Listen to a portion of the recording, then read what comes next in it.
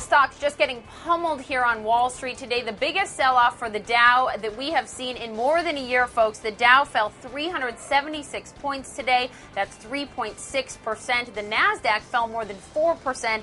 The S&P 500 also took a major hit today. Why is that? Well, traders on the floor say it's a confluence of events. First of all, out of the gate this morning, the Dow fell immediately, down about 200 points on a much worse than expected jobs report. The latest unemployment figures, we get those every week, showed us that 471,000 Americans filed for those first-time unemployment benefits last week. Again, that was much worse than expected. Traders did not like to hear that news. And then, of course, the growing fear in Europe about the debt crisis there continued to spark concerns here on Wall Street. The euro was under pressure all day against the dollar. And although we have a nearly $1 trillion bailout package for European nations, the question is that enough to stop the spreading debt across the Eurozone? A lot of questions about Europe. And then one other point that traders brought up to me here, which isn't getting a lot of attention but is pretty important, is the Fed minutes that we got on Wednesday that pointed to the housing market and said we may be seeing a stalling in the housing market in terms of housing recovery. So couple the fear of a weak recovery here in the United States on the housing front and the job front,